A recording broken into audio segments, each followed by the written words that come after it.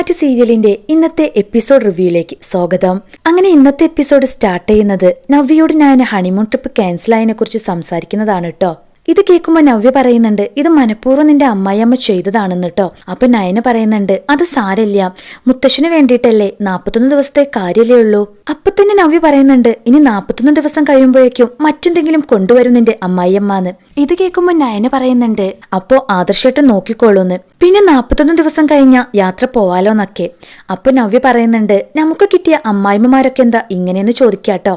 ഇത് കേൾക്കുമ്പോൾ നയന പറയുന്നുണ്ട്, അമ്മായിമ്മമാര് കുറച്ച് കടുപ്പമാണേലും നമ്മുടെ ഭർത്താക്കന്മാരൊക്കെ നമ്മളെ മനസ്സിലാക്കിയാൽ തീരാവുന്ന പ്രശ്നങ്ങളേ ഉള്ളൂന്ന് കേട്ടോ. അപ്പൊ തന്നെ നവ്യ പറയുന്നുണ്ട്, അവിടെയാണ് ഞാൻ പെട്ടുപോയത്. ഇവിടെ ഒരുത്തനുണ്ട്, അവന്റെ കുഞ്ഞിനെ ഞാൻ വയറ്റിൽ ചുമന്നിട്ട് പോലും യാതൊരു സ്നേഹം എന്നോടില്ല. ഇനിയൊരു കുഞ്ഞ് ജനിക്കുമ്പോയെങ്കിലും ഒരു മാറ്റം ഉണ്ടായാൽ മതിയായിരുന്നു എന്നൊക്കെ കേട്ടോ. പിന്നെ കാണിക്കുന്നത് ജയനും ദേവയാനിയും കൂടി നിന്ന് സംസാരിക്കുന്നതാണ് കേട്ടോ. ജയൻ ദേവയാനിയോട് ചോദിക്കുന്നുണ്ട്, അവരുടെ യാത്ര മുടക്കാൻ വേണ്ടിയിട്ട് ഇത് നീ മനഃപൂർവ്വം ചെയ്തതല്ലേ, അല്ലാതെ നിനക്ക് ഇങ്ങനൊരു നേർച്ച ഉണ്ടെന്നൊന്നും എനിക്ക് തോന്നുന്നില്ല എന്നൊക്കെ പറയാട്ടോ.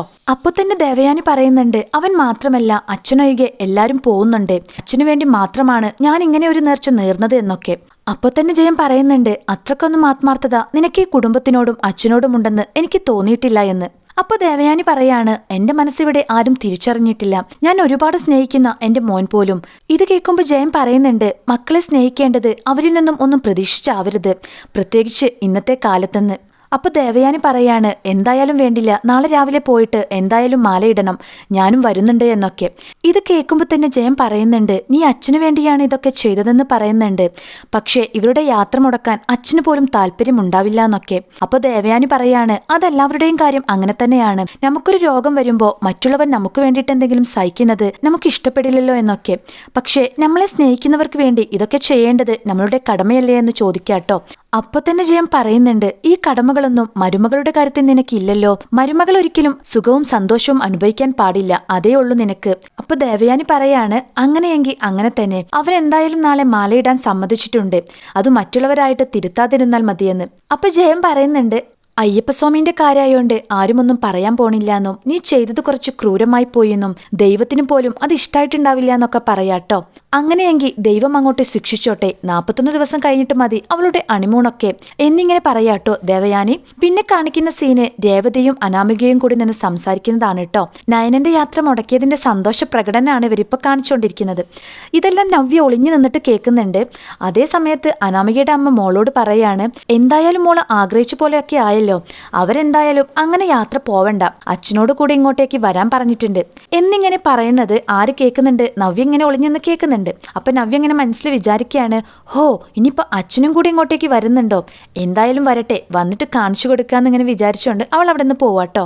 അത് കഴിഞ്ഞിട്ട് രേവതി അനാമികയോട് പറയുന്നുണ്ട്, മുത്തശ്ശനും മുത്തശ്ശിക്കൊക്കെ ഉള്ള മരുന്ന് പോയിട്ട് എടുത്തു കൊടുക്കാന്. അപ്പൊ തന്നെ അനാമിക പറയുന്നുണ്ട്, ഞാൻ എടുത്തു കൊടുത്താൽ ചിലപ്പോ ഇഷ്ടപ്പെട്ടെന്ന് വരില്ല, അതൊക്കെ മൂത്ത മരുമകള് ഏറ്റെടുത്തിരിക്കുകയല്ലേ എന്നിങ്ങനെ ചോദിക്കുമ്പോൾ രേവതി പറയുന്നുണ്ട്, മോൾ മാറി നിൽക്കാതെ ഇടിച്ചങ്ങോട്ട് കയറണം, വേണമെങ്കിൽ ഒരു സപ്പോർട്ടിന് ഞാനും കൂടെ വരാന്ന്. അപ്പൊ അനാമിക പറയുന്നുണ്ട്, ഞാൻ പോയി എടുത്തു കൊടുത്തോളാം, അമ്മ പോയിട്ട് അനിയുടെ അമ്മയെ പോയി കിച്ചണിൽ വല്ലതും പോയിട്ട് സഹായിക്കേ.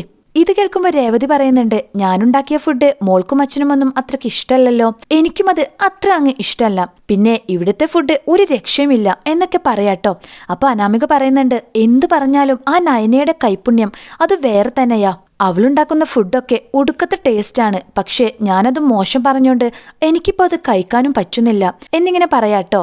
പിന്നെ കാണിക്കുന്നത് മുത്തശ്ശനും മുത്തശ്ശിയും കൂടെ ഇരുന്ന് സംസാരിക്കുന്നതാണ്. ഇപ്പൊ വീട്ടിൽ നടക്കുന്ന സാഹചര്യങ്ങളെ കുറിച്ചിട്ടൊക്കെ ഇങ്ങനെ ഓരോന്ന് സംസാരിച്ചോണ്ടിരിക്കാട്ടോ. അതിനിടയ്ക്കാണ് അനാമിക അങ്ങോട്ട് കയറി ചെല്ലുന്നത്. അനാമിക കയറി ചെന്നിട്ട് ചോദിക്കുകയാണ്, മുത്തശ്ശൻ മരുന്ന് കഴിച്ചോന്ന്. അപ്പൊ മുത്തശ്ശൻ പറയുന്നുണ്ട്, ഇല്ല മോളെ, കഴിച്ചിട്ടില്ലാന്ന്. എന്നാ അത് എടുത്തു തരാന്ന് പറഞ്ഞിട്ട് അനാമിക മരുന്നെടുക്കാൻ നിൽക്കുമ്പോ മുത്തശ്ശി പറയുന്നുണ്ട്, അതൊന്നും മോൾക്ക് അറിയില്ല മോളെ, അത് നയന മോൾക്കേ അറിയത്തുള്ളൂ, ഞാൻ പോലും എടുത്തു കൊടുത്താ അത് കൃത്യാവത്തില്ല എന്നൊക്കെ. ഇത് കേൾക്കുമ്പോ അനാമിക പറയുന്നുണ്ട്, അതൊന്നും സാരല്ല, ഞാൻ നോക്കി എടുത്തു തരാന്ന്.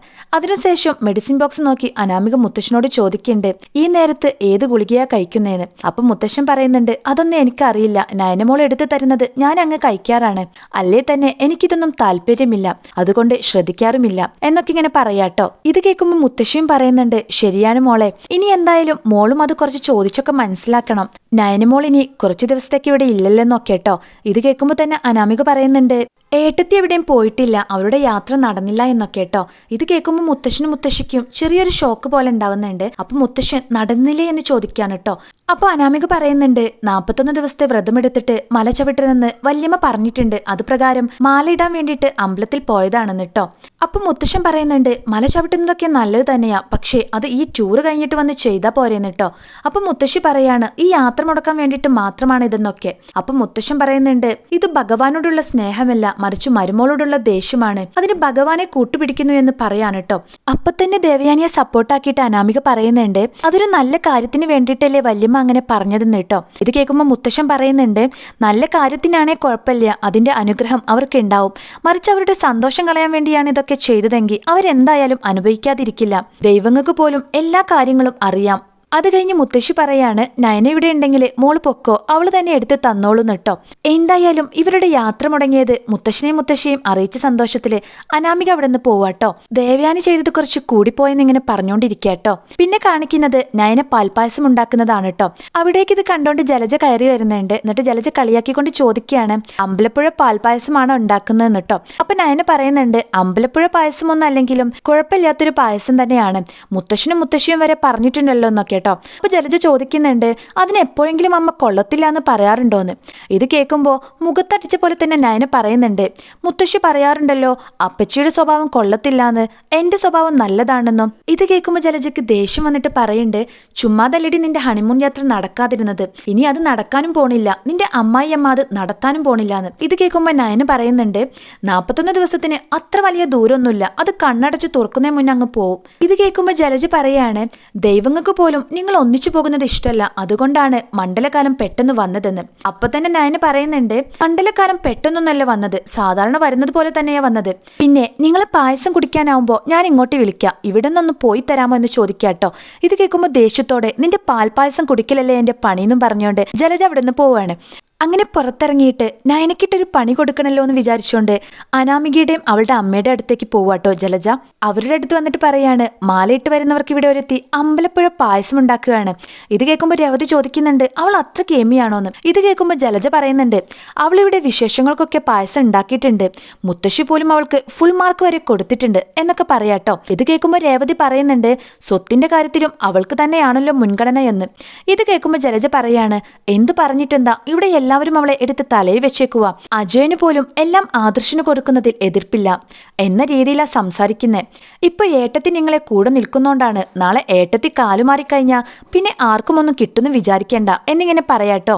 എന്നിട്ട് ജലജ തന്നെ പറയുന്നുണ്ട് നിങ്ങൾക്ക് ക്യാഷിന് വലിയ ആവശ്യമൊന്നും ഇല്ലായിരിക്കും, പക്ഷേ എനിക്ക് കിട്ടേണ്ടത് കിട്ടേണ്ടേ എന്നും പറഞ്ഞുകൊണ്ട് അവിടെ നിന്ന് പോവാണ്. അത് കഴിഞ്ഞതിന് ശേഷം അനാമികയും രേവതിയും കൂടെ അവിടെ നിന്ന് പറയാണ് ഈ പായസം ഉണ്ടാക്കുന്നത് എങ്ങനെങ്കിലും കൊളാക്കണം എന്നിട്ടോ, അത് കുടിക്കുന്നവരുടെ എല്ലാവരുടെ വയറ് കേടാവണം എന്നൊക്കെ പറയാണ്. അതിനുശേഷം രേവതി വേണുവിനെ വിളിച്ചിട്ട് എന്തോ സംസാരിക്കുന്നുണ്ട്.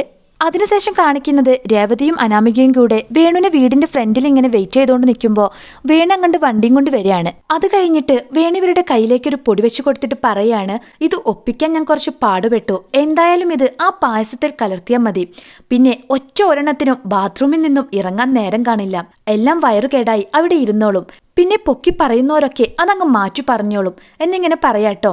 അത് കഴിഞ്ഞിട്ട് വേണു തന്നെ പറയുന്നുണ്ട് അവർ അമ്പലത്തിൽ നിന്ന് വരുന്നവരെ ഞാനിവിടെ ഇരുന്നോളാന്ന്. ആ കാഴ്ച വേണുവേട്ടനും കാണാലോ എന്ന് രേവതി അപ്പൊ തന്നെ പറയാട്ടോ. അങ്ങനെ അനാമികയും രേവതിയും കൂടെ കിച്ചണിൽ പോയിട്ട് പായസം ഇങ്ങനെ രുചിച്ചു നോക്കിയിട്ട് പറയാണ് ഒടുക്കത്തെ രുചിയാണ് എന്നിട്ടോ. അങ്ങനെ പൊടി ചേർക്കുന്നതിന് മുമ്പ് അനാമിക പറയുന്നുണ്ട് നമുക്ക് കുറച്ച് കഴിക്കാൻ വേണ്ടിയിട്ട് ഇതിന്ന് മാറ്റി വെക്കാന്ന് കേട്ടോ. അങ്ങനെ വേറൊരു പാത്രത്തിലേക്ക് അവരിത് മാറ്റി വെക്കുന്നുണ്ട്. അതിനുശേഷമാണ് ബാക്കിയുള്ളതിലൊക്കെ പൊടി ചേർക്കുന്നത്. ഇവിടെയാണ് ഇന്നത്തെ എപ്പിസോഡ് അവസാനിക്കുന്നത്.